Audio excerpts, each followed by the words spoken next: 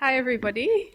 I'll make a start. It's fantastic to see so many of you here today, and welcome to the honours students. A special welcome to them. We'll have lots of the honours students joining us in the second semester, so it's great to have you here. Don't be shy when it comes to question time. Don't be nervous. Put up your hand and ask lots of questions. I would like to start by acknowledging the Whadjuk Noongar people as the owners of the land that we're meeting on today. Obviously, these are lands that were never ceded. I'd like to recognise their connection to country and their role in caring for and maintaining country over the many, many thousands of years that they've been living on this land. I acknowledge and respect their continuing culture and the contribution that they make to this region and to our university as well. So it's my great pleasure to welcome Warren Mansell to deliver today's colloquium. Warren Mansell is a professor of mental health at the School of Population Health at Curtin University. Professor Mansell is a world leader in research and practice regarding the transdiagnostic approach to mental health, perceptual control theory, and method of levels therapy.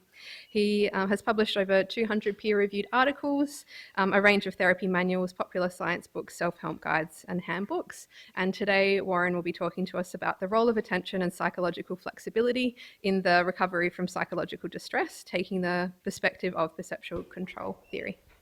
Thanks, Warren. Thank you. Thank you, Sally, for asking me. Thank you to all of you for coming along. This is definitely the most well-attended talk I've given since I've been in the country, which is just over a year and a half, so you'll get a praise for that. Thank you for doing the acknowledgement to country as well. And it's just been a real exciting time coming over to Perth and living here for the last year and a half, and I'm looking forward to how we expand in our research group over at Curtin University. I've got various different backgrounds that I want to share with you before we get into the slides. So one thing I want to share with you is that I have an aversion to doing the same talk twice. So what I'm going to share with you, it has some earlier work, but it's also a fresh take, because I think that we need to keep moving forward, and it also makes me a bit more nimble and stimulated by the whole process. I decided to talk about this topic because it's very much what we're focusing on at the moment with our research and interventions. But let me just give you a little background on myself. So I started in this arena with my PhD, which was back in 1994 at Oxford with David Clarke and Anne Carellas, who were working on cognitive models of social phobia and post-traumatic stress disorder. So I was sort of planted straight in the research arena, disorder specific, second wave CBT kind of background. That was my starting point. But I remember David Clarke telling me it's all about the mechanism, okay? The psychological mechanism. And I've been focused on psychological mechanisms almost to the exclusion of all the other stuff ever since then. And it was there that I met Alison Harvey, who I was talking to Sally about, Ed Watkins and Ros Shafran. And in around 2000, we got together and started talking about these common mechanisms, these common processes across the different diagnostic categories and presenting problems. And we decided at that point to start sharing those ideas, and it was Alison's idea to write a book. Bearing in mind I was barely out of my PhD, hadn't done my clinical training at this point, but to write a book with myself, Ed and Ros, bringing together all that research at that point. So it was like using studies that had used a psychiatric classification system to prove the opposite, which was the shared properties across these psychiatric disorders. And I kind of quite ambitiously think of that as what Darwin did with Linnaean classification system in biology. He used all the classification people had done that currently had a creationist agenda, and he looked for the common process that accounted for change and evolution between those categories. That's kind of what we were doing, I think. I'm not going to talk about that today because that book was published in 2004, which is nearly 20 years ago, okay? At that time, there was about 100 papers a year that might mention the word transdiagnostic in a mental health context. Now it's about 10,000 a year, okay? As far as I'm concerned, the scientific kind of view and consensus has now shifted, And if you look at process research in behavioural neuroscience and mental health, it's largely on transdiagnostic processes rather than disorder-specific processes. So I'm not really going to kind of bore you with that history, okay? I'm going to take it forward and see where we go from there. Okay, and I'm going to come in when this is a very new slide, okay? I do work in a theory called perceptual control theory, which I'll explain to you. And other people do look at similar phenomena under different lenses. And there's not just one other, there's probably a dozen other lenses, theoretical lenses that you can look at these common transdiagnostic processes. So I did a little bit of a scoping review for the talk today to give you a taste of what's out there, okay? I'm going to give this term psychological flexibility, which has some heritage in particular theories, but also other theories have used that term as a sort of core construct. But I'm going to share with you some of the other fields that have looked for what is the mental state of mind and its associated processes that seems to be associated with psychological good health, with recovery, with resilience, okay? So, for example, there's one, and all of these are systematic reviews that I've cited here, okay? Or systematic reviews or narrative reviews with theories. Goal focus. So, one set of groups of researchers have talked about how people who have this level of flexibility are able to return to the goal, something that they highly value and want in their life. They're able to refocus on that goal. That's a property of this system. There's the field of cognitive control, which is a very large one within cognitive neuroscience. It's the control we have over our thoughts and behaviours. It overlaps strongly with metacognition. It's the idea that there are these internal cognitive control processes where we are controlling the stream of thoughts and impulses, etc. Right back in 2014, there was a really good integrative article proposing that as a transdiagnostic mechanism. We've got another field here of tolerance of uncertainty. This is a very popular one with my colleagues at Curtin, Pete McAvoy, Sarah Egan, over in Macquarie with Daniel Einstein. The idea that in order to be psychologically flexible, you need to accept and engage with the uncertainty of life. The fact that you can't predict the future exactly. The fact that you might need to second think about your first judgment on a situation. And it's that ability to tolerate uncertainty which is adaptive. Pretty persuasive as well, I think. Conflict processing, really good heritage within neuroscience, where it's got a kind of very standardized tests, for example, like a Stroop test, but other very tightly designed experimental tests. It appears that processing conflicts, making a decision between two responses in the moment, is a key feature and associated across mental health problems with improved functioning. Shift of attention. This was, I did a lot of my research on attentional bias, and as I was doing that work in the 90s, it was shifting to this understanding of from attentional bias to attentional control. And Elaine Fox has written a really compelling book, actually, bringing together her work on the disengagement of attention from something that captures you, almost at an instinctive level, to something that you choose to focus on. See how these things are starting to link together? There's a goal focus aspect of this as well. And then there's the broader concept of attentional control, which includes shifting away, but includes also sort of divided attention and focused attention. We have an expert on an attention, Colin McLeod, in our audience, who can kind of interrupt at any point if I get any of this wrong.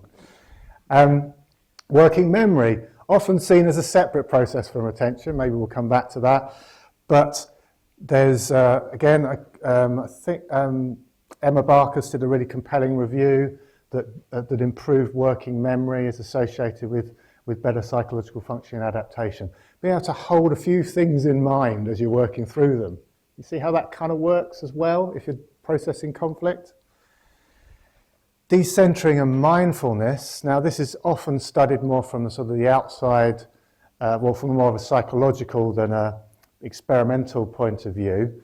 But certainly in the last 5 to 10 years, people have looked at how mindfulness training affects some of these other processes. And there's, for example, the attentional blink task that can try and index this. But decentering from a phenomenological point of view is about having that relational distance from your thoughts and feelings. You are not the same as your thoughts and feelings. You have a relationship with them.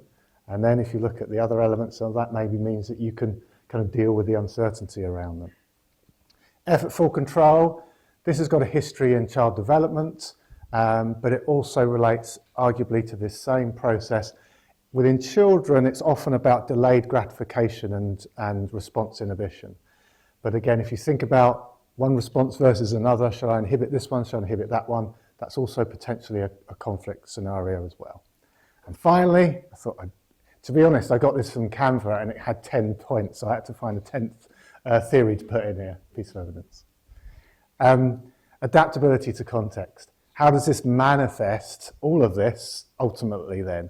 A lot of this is internal mental stuff, but the adaptability to context is then closing that loop, which we'll return to, and doing the right thing at the right time for the goal in mind. And that obviously then very closely relates to flexibility. So I've sort of taken you on a tour around all these different words for very related ideas. And I'm not seeing too many confused looks, so it all seems to make sense.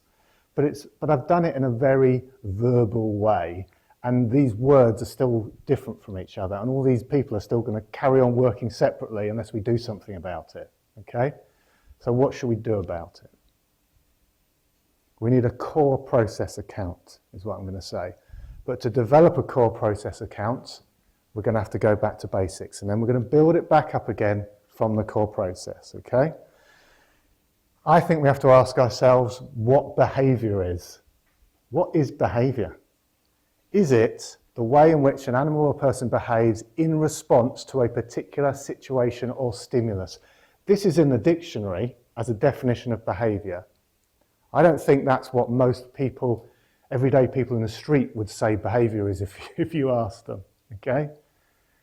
Is it correct, or is it been somehow funneled by a scientific culture that thinks that's what behaviour should be? Is it really accurate? What's this behaviour? Opening a car door. We can sum it up like that. What is the behaviour in opening a car door? Is it pulling the handle?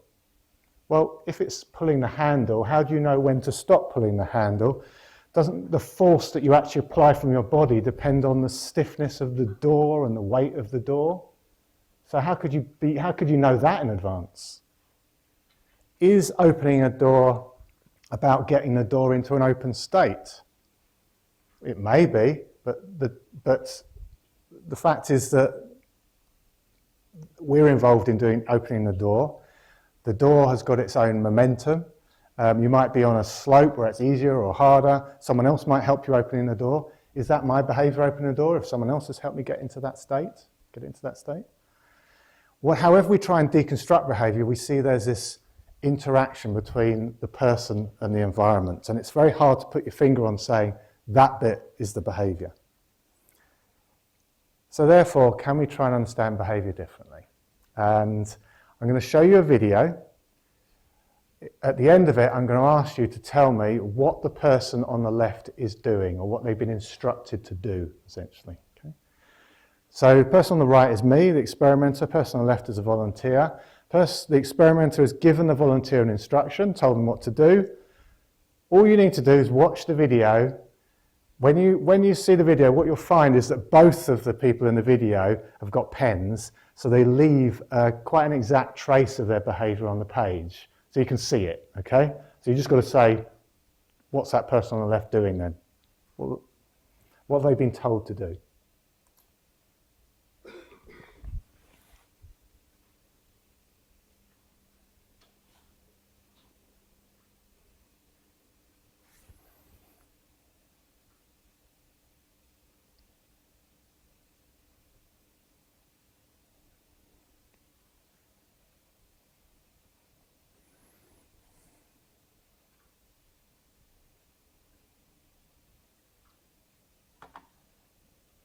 Okay. Anybody want to have a guess or tell me what they think the person on the left might have been told to do? Yeah? Draw a stick figure. Draw a stick figure. Anyone else that might be to draw a stick figure or to draw some kind of picture of some kind? Yeah? Nod, put your hand up if you think. Yeah, yeah. That was a good guess, but unfortunately it is wrong. That's not what they were told to do. Okay? Keep them knots above the points and then... Okay, super. Anyone else thought it was to keep the knot over the dot on the page? Put your hand right up if you thought it was. You are correct. Okay. We'll come back to it. Well done. Any other thoughts, your initial thoughts about what the person on the left was doing? There were other ones, weren't there? Admit it. I thought it was trying to draw a reverse image, of course. Yes. But that's the exact consequence. Yes. Yes. So is it to do the opposite or mirror image of the thing on the left? Some people think it's to do the opposite or to act against the person on the left to get in their way. Some people think it's to do something random. Actually, when we've done this study, you guys are particularly sharp because most people don't get that right. They think it's to draw something, which was the most common one, do the opposite, copy, various other things. Very small proportion of people actually get it right. So this is a particularly sharp audience. It was to keep the knot over the dot. Let me just show you that again. Can you see the knot in the middle of the rubber band and the dot on the page? Okay. As you're watching it, you'll see that the knot very rarely goes too far from the dot, because if it does, then the person on the left pulls it back again. So what they've been told to do is keep the knot over the dot. Okay. The behaviour, the movements that you see are the dynamic attempt to try and keep the knot over the dot. The person doesn't remember what they drew, they didn't intentionally draw it, and what they're doing was the opposite of the person who was acting against them. So the behaviour was not a planned output. The behaviour was a varying output that happened in order to do what the person was told to do, which was to keep the knot over the dot. So the idea of perceptual control theory is that life is keeping knots over dots. Behaviour is keeping knots over the dots. Okay? Imagine now that knot over the dot is something different. Imagine that knot over the dot is trying to keep your anxiety at 0. Okay? So whatever I need to do to feel no anxiety. Can you imagine what you might do depending on the circumstances to keep your anxiety feelings at 0? If someone starts talking about something that makes you nervous, you change the topic. If they get closer to you, that makes you a bit nervous, so you move further away. When you go home after talking about it, the thoughts go through your head, so you drink a bit of alcohol, you try and distract yourself because you don't want that there. Can you see how all the different behaviours and internal mental behaviours that we might see happening are actually an attempt to do one thing in that example? So the question is, can we understand human behaviour, human personality as knots over dots? Controlling knots over dots. And that is essentially what perceptual control theory. The idea is that behaviour is a control of perception. Here's the first paper, 1960. Let's have a look at it. So we perceive some aspect of the environment, like the knot and the dot. We compare the distance, or that we compare that aspect to how we want it to be. So it's a certain distance in a certain direction, but we want it to be 0. And then we engage in an action that reduces that discrepancy. And we just keep on doing that process. Here's a slightly richer example, although it is simplified, and I'll explain why in a minute. This is the process of comparing the distance of the cup from the mouth and driving actions in order to make it close to, I should put that on repeat.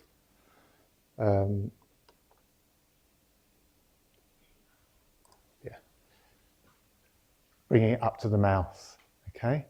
In this model, there is no linear process of stimulus process response. It is a continuous loop, okay, between the individual and the environment, where the nervous system, the body, and the environment are all part of that loop, and it just keeps on going, okay? and the person is in control of that process. They are moving the cup to where they want it to be. But obviously this is an oversimplification, because in this cup, you know, the body's got various joints, there's grip on the cup, there's the angle of the cup, there's the liquid in the cup. These are all actually potential perceptual variables, we might call, that the person might need to control. They might need to keep that grip strength tight enough so at the same time as they're moving it, so that they don't drop the cup. They might need to control the angle so that it's the right angle in order to make that sip. And if someone sort of pushes on the other side as they're trying to do that, they'll apply more force to get the angle that they want. So the idea is we're controlling these multiple variables at different levels all at the same time. And how do we do that? We organise everything in a hierarchy with the long-term and more primary control variables or goals at the top, and a cascade of them going downwards, so that the way that we do the behaviour of drinking a cup of tea is to delegate all kinds of other variables to these levels below. And we're constantly updating it to check that we've got it right, we're not spilling our tea. In fact, I did this morning. I put the plunger down on a coffee plunger and it went all over myself. I did not get that at the right rate. Within PCT, there's Bill Powers, who developed the theory, specified 11 levels. That's through his own introspection, but it does fit with a lot of other literature if you look at the operational definition of those levels. Just to give you a flavour of them, at the very bottom level is intensity. So if I was going to use a dimmer switch to control the light intensity in this room, I'd be controlling intensity.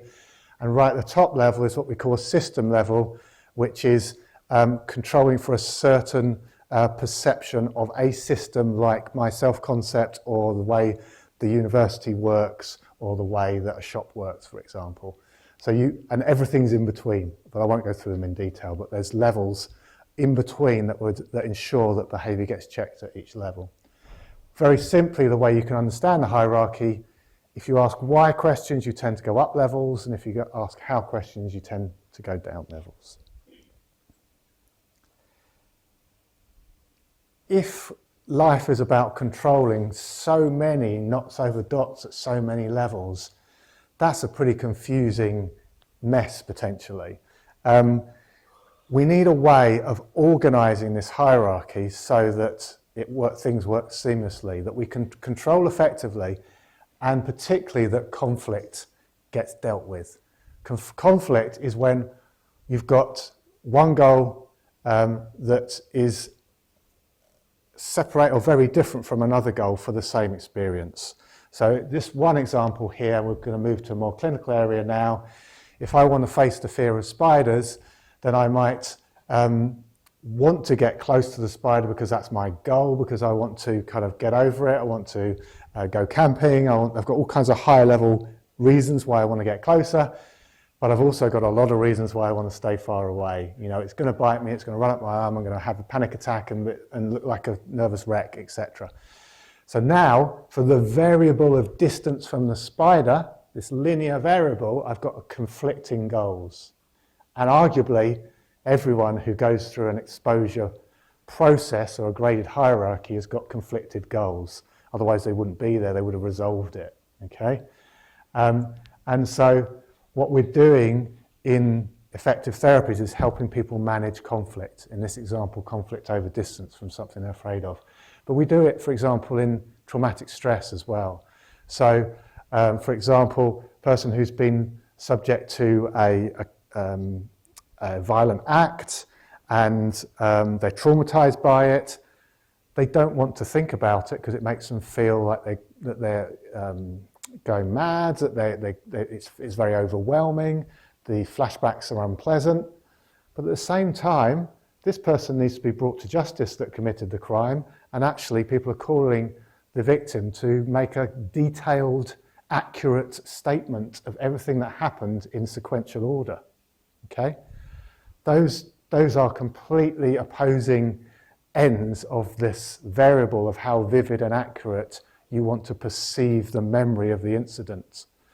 So people in trauma are in conflict because there are reasons why They often need to access their experience and reasons why they really don't want to access that experience. And we can, well, I've had a background working in the realms of people who've had a diagnosis of bipolar disorder, where often that energy and excitement and activity is a way to escape from depression and lack of progress. But actually, once they've had an episode of mania that's got out of control and it's become very unpleasant, they're now in conflict over, are these feelings a good thing or are they a bad thing? Are these things that I should pursue or are these things that I should run away from? And so this is the kind of perspective. And the idea is that therapies help people to observe their conflict from the level above. They help them to talk about their experiences and their inner mental events and their lives in conflicted terms when there's a problem. Okay? See how we're kind of starting to relate to the uncertainty and the conflict and the decentering in some of those other approaches? Arguably, this is why they're such an active ingredient, because they're about holding goal conflict in mind. Okay? But what's the secret ingredient? Why is that going to change? Okay, if you hold it in mind. And that's what we call reorganization. Reorganization is the learning algorithm from perceptual control theory. It's a very simple process. It's analogous to natural selection and evolution, and it's about making trial and error random changes when error is increasing, and to reduce those changes when error decreases. What it does is it tinkers with the way that these little goal control units work, okay, and the way that their functions perceive aspects of the world. Tinkers around with them randomly until a positive change or a reduction in error, an improvement in control starts to happen. It's a focused process though. Do you remember how big our hierarchies are? We don't want to change all that at once. And Bill Powers famously said, you don't need to change your religion just to learn how to tie your shoelaces, okay? You have to focus and hone in this learning algorithm to something that you're currently recognizing as the important place for it. And that is your conscious awareness. It's where you've currently decided to specialize your reorganization and learning process, okay? And you have to do that because otherwise you'll start relearning things that are completely unrelated to the problem that you're going through. And believe me, people do, okay? Arguably, therapy is about helping people guide that conscious awareness and that reorganization process to what's actually at the root of the problem. So you actually get to work, or your brain gets to work, reorganizing, reprioritizing the goals that are actually in conflict and that are leading to your lack of control. And once we get to a certain age, we start to develop this attentional control, executive control process where we can voluntarily direct our awareness and therefore reorganization, rather than just allowing it to be drawn to what's come to mind. Just to show you, if you like, the validity of reorganization, this is a computational model of reorganization occurring to develop smooth control of arm movements. So what's happening in this model, hopefully when we get it, it's being sent down signals from higher levels as to what positions it needs to have over time, which is actually a Tai Chi movement. And it's trying to learn what signals it needs to send to the muscles in order to replicate that smooth Tai Chi movement. And it starts with random weights. So it starts with a kind of chaotic movement. And then as you apply the algorithm over time, it gets smoother and smoother. And I'm sure many of you have got young children or have got younger siblings where you've seen that kind of messy kind of randomness of early behavior and how over infancy we learn to develop that refinement and that coordination, and arguably that's how reorganization works. Don't know what we're going to do about that bit. It's not essential. You basically just see what I saw, which is a floppy arm going to a smooth controlled arm, and then loads of kind of weights and gains changing. Okay. So let's bring all this together. So I talked about conflict. I just wanted to remind ourselves that conflict is part of everyday life. It's just as much a conflict to decide what university to go to or what to eat for lunch as it is to resolve some of the clinical problems I talked about. But probably for most of those everyday things, we allow our attention to go to those things we can't decide, and we talk about it and we contemplate it, and it's not a big issue. The reason why the other conflicts stay unresolved is because we are either willing or unable or haven't found the right safe context to think and talk and work through that conflict. So they're unresolved goal conflicts. But because they are between quite important fundamental goals, they start to, their lack of resolution starts to mean a lack of control. And so that person who's traumatized is now swinging between thinking about things and trying to suppress them rather than having a sort of a strategy of how they're going to work through it. And that makes them feel like they're losing control of their mind, effectively. So what do we need to do? We need to help people to get to the level above where the conflict can be resolved. That is conscious awareness. That's the focus of reorganization, the learning process. Arguably, according to this, effective interventions help people shift and sustain their conscious awareness to these high-level systems.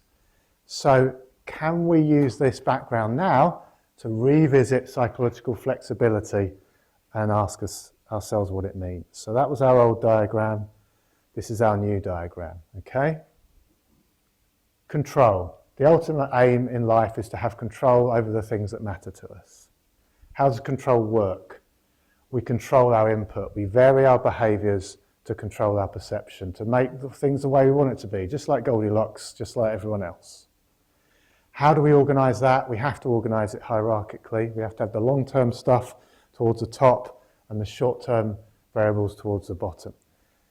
It's so big, it could be very messy. We need a way to clean that up and for sure stop these potential conflicts where one part of the system is working against another one. And engineers do this when they design factories. We're going to do it in the nervous system. We need to identify conflicts. We need to notice those associated feelings. Now, according to PCT, our negative emotions are a marker of conflict. Okay, so we note those feelings are important information. We shift our attention. We notice those conflicted goals and thoughts and impulses. We focus our attention. We keep our attention there. It's not going to do its effect. Remember, reorganization is trial and error. It's not clever, so it needs time to work, and things might get worse before they get better. And so it needs time to allow that spontaneous change to make the right kind of association or the right kind of change. I think that would be improved if we had working memory, because we'd be able to hold a few of these components in mind at the same time. It would help if we could accept that this is part of life. You know, you can't just go through life on, driving 100 miles per hour from one goal to the next. You have to have downtime. You have to have contemplative time, reflective time.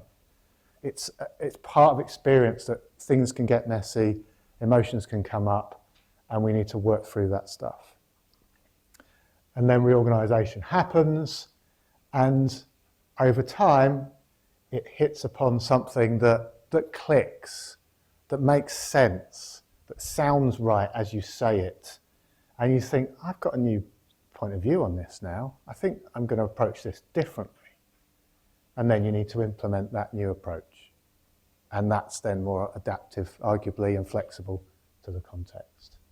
So that is our PCT way of building it back up from the ground.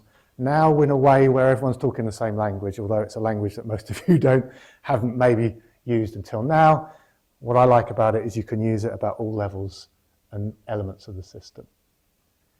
How do we use this model in therapy? I've kind of alluded to this, but essentially we want to affect reorganization at the right place. How do we do that? And I'm going to go in from layers. We give people control. We say to them, come to the therapy session when you want to. Here's when I'm available, book when you want. Have a session for about the length you want to, talk about what you want. Okay, we give people control. How does a therapist act? They act almost entirely through curiosity, through asking questions about what's going on right now and how that problem is perceived by the person as they're currently describing it. So the person puts into words, they express what's going on. And as they're doing that, they're holding the problem in mind. Okay? They're exploring it in more detail through the questions, and that's allowing them to notice thoughts and spontaneous images, thoughts, memories that connect to it, that may be related to the conflicts or to the reorganisation. And the therapist helps the client track that in depth, going to the higher level goals of what does this mean about me and how I organise my life, or my principles and values and personal rules. But on the client's terms, the client's navigating this, the therapist is providing the vehicle through the questions, and then sustaining that awareness on the nub of the issue with all that emotion and imagery that potentially comes up. Some of that reorganisation will happen after the session, but the work is to go deeper and in more depth on the client's terms at the client's pace. And so that's method of levels. Tim Carey is over here in Western Australia. He developed method of levels in 2006. That's one of our recent books from 2015. That article down there is a really nice introduction if you're interested. The great thing about method levels is that it's, once you know the theory, it's really easy. Not because you don't have to concentrate, because you have to pay ultimate, absolute attention to the person in front of you. You're just a vehicle for their work, okay? So it takes a bit of letting go of some of the usual interpretations and formulations that we might do. But once you know it, you're in the zone, and you can ask about the problem and ask about what's in their fringe consciousness, what's popping into their mind, the elements of their goals that they wouldn't have noticed if you hadn't have drawn attention to it. What made you smile about it like that, like just then? You're nodding your head. What's going on for you right now? And so the idea is that gives that person the control, helps them sustain awareness on the actual roots and heart of the difficulty. There's a lot of, so the research on method levels, you can find that in that latest article that I sent.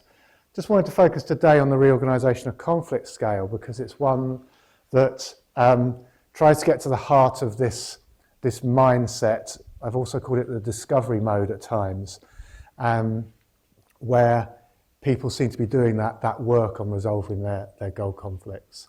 It's got quite a long history in our research group, but now I've come here to Curtin, we've been able to put more effort into it. Items include things like, I find that it helps to weigh up the pros and cons of different things I could do to solve a problem. I feel it helps to take a step back and look at my problems from a different perspective. So it's not rocket science, but it is trying to tap into the subjective impression of having that kind of mindset that we've been talking about. It predicts a reduction in distress about a problem after 3 months. That was in a student population a while ago. And then we've used it as a sort of test of change process in our method of levels interventions, where we find that it improves after method of levels. And we've also got a version of method levels which is an artificial text-based agent, which I'll refer to in a bit later. And again, we've looked at how reorganisation of conflict seems to improve over time when people use that as well. So it's sort of about adopting a different stance on your problem, basically, a curious, exploratory, decentered stance, if you like. We also look at it in other ways, so we can look at how people write about or talk about their problems and code it for how aware the person is of having goal conflicts, having mixed feelings, being in two minds about things. And we find that that's associated with reduction in distress across different kind of modalities, including expressive writing, actually, which has become something that we've become more interested in. And we also have developed a way of trying to independently code where a person's awareness might be from the kind of language they use during a therapy session. And so we plot that over time and see how that awareness process shifts during therapy. I'm going to just have 2 more slides now and see where you want to go with this. I want to share with you particularly what we're interested in research at the moment. One thing is to, I guess, remind ourselves, a lot of these measures are put across as a trait measure of kind of resilience, this tendency to think about problems in a certain way. But what I'd like to do is to be able to try and assess this state, as it's happening, to assess where the focus of it is within a person's goal hierarchy and as it's happening at the time. Because I think then we're going to have a better opportunity to see whether it's really mediating the improvements. I'm working with some colleagues to see whether, for example, pupillometry, pupil dilation, could be a marker for when this process is happening with people. And we're doing other work which it starts much more within the lived experience domain, where we're listening to people's retrospective accounts of their mental health recovery and the turning points in that recovery, to try and find out what were the key ingredients that allowed them for those improvements, and particularly where some of those allowed them to look at themselves and their problems and their own emotions in that more curious and open-minded way that allowed this change process to occur. And I can talk about that in more detail if you like. It's a project we have called Dynamic Catalysts, which is in progress. Part of that is about building computational models, but that's a broader arena. So I have a view that ultimately the most robust way to test a theory is to build a model of it and see if the model gives you the same data as the person. But on the complete other end of that spectrum, I've talked about curiosity, but I've talked less about the whole wider realm of human experience that allows a person to be curious when the person in front of them is opening up their heart. Now, how do you manage to do that? Is it your own kind of way of dealing with your own difficulties? Is it your inherent compassion, your kind of openness and curiosity as a person? How do we develop as a society that allows us to treat people's problems with such respect for that person's personal complexity of their issue and their own ways of resolving it? And perceptual control theory is being used in forum theatre to help people replay societal dilemmas coming from the audience into the play and start to rewrite history using these reflective questions. There's a colleague of mine, Tom Scholte, in UBC in Vancouver. So PCT stretches right from the technical right through to the sociological and the arts and humanities. And that's kind of what I want to kind of reflect in this last slide. And you guys can choose and pick what you want to ask about, if indeed you do. I'll orient you to a couple of things. One is the Transdiagnostic Mental Health Network. So this is a group of researchers and clinicians and people with lived experience and other stakeholders who subscribe to the idea that the processes that we need to understand are the ones that cut across diagnostic categories and into the general population. We've got a conference in the UK in Cambridge in September this year. So that's that group. The IAPCT is the International Association of Perceptual Control Theory, very diverse group. Another conference happening in October, which is an online conference. These are 2 good sources for my work, well, 3 good sources there. That's Milo, which is our AI meta levels therapist. This is 4Ds for dealing with distress, which is a stress, ultra brief stress management online workplace intervention that uses PCT to help empower everyone, even if they don't experience huge amounts of stress, to manage their lives using these kind of basic ideas. The idea essentially is that we have short-term ways of controlling things and long-term ways of controlling things. And you can actually parse out different coping strategies on that pyramid. And then we also have an avenue within dementia, training people who live with loved ones who have dementia diagnosis, to helping them communicate, talk in a way that empowers the person with dementia to have control over the conversation. This is the Take Control course, which is a group therapy within kind of primary care, mental health services. That's our handbook, which is multidisciplinary. And this in the middle is a book coming out in a few months, which is about how to think about secondary mental health care services from this perspective. So we kind of spread the net quite wide, as you can see. So welcome for any questions, either about what I've talked about or the kind of intervention avenue. But thank you for listening.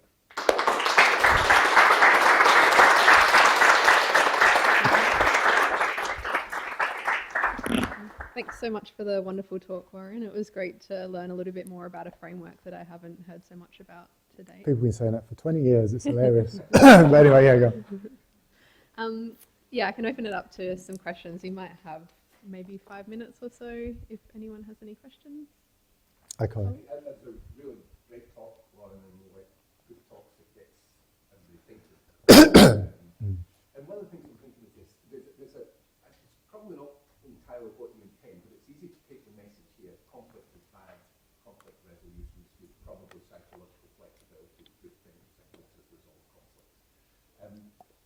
As you were talking about it, I was thinking of many examples of conflict resolution that are probably maladaptive. You know, the kind of hydrophobic who want stuff from outside but have anxiety when they go outside and resolves a conflict by recruiting a helper to get the stuff outside and I'll stay inside. You can resolve conflicting desires in ways that aren't adaptive, and arguably bigotry, misogyny may be examples of conflict resolution that you don't want to encourage, right? So I'm wondering whether one of the things says conflict awareness is good, and I would, that seems right. But is conflict awareness and conflict resolution different things? And might psychological flexibility enable us to tolerate conflicts that are appropriate to have? This is important to me, this is important to me. I can be that here, I can be that there. I don't need to find a resolution. It depends what you mean by a resolution, but I thought it was a very interesting thing to explore. Yeah, I mean, a resolution isn't part of the theory, isn't a word that's part of the theory. Conflict, as I said, is part of everyday life. So this is all, you know, it's both part of life to know that there are conflicts and to deal with them. Conflict can be resolved in a multitude of ways. What I've been trying to explain is how resolving conflict from higher levels is likely to be more adaptive than controlling it, than trying to resolve it from lower levels.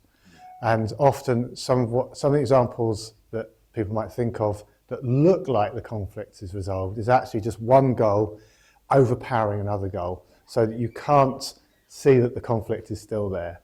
But actually the reason why it's a problem is because it's now creating new conflicts with what that other person needs. You know, they don't want this carer hanging around all the time because they're actually quite intrusive, you know. So it just creates other conflicts. So conflict resolution that creates other conflicts is clearly not going to be a long-lasting resolution. So this isn't about resolving conflict at all costs. It's about engaging with conflict so you prioritize which is the right conflict to resolve and try to resolve conflict from a high level perspective of your own kind of deeper principles and kind of hopes and dreams, rather than from what am I going to do now just to get this out of my head. Yeah, that makes sense. I'm getting the impression with the door opening and closing we might need to wrap up soon, but is there maybe one quick question that we can end on from somebody else? Or any elaboration of any of this stuff? Or questions about it? Maybe we can wrap up then. Warren and myself and I think Nick are going to go over to the Bayside Kitchen and grab some lunch. So if there are questions or you want to talk to Warren one-on-one, feel free to come down and chat or join us for lunch. But can you all join me in thanking Warren for a great talk?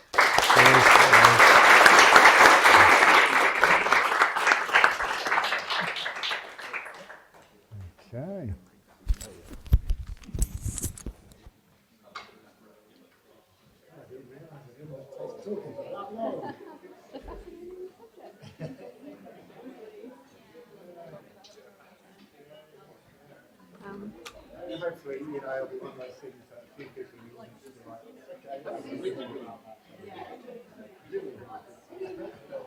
I did enjoy myself.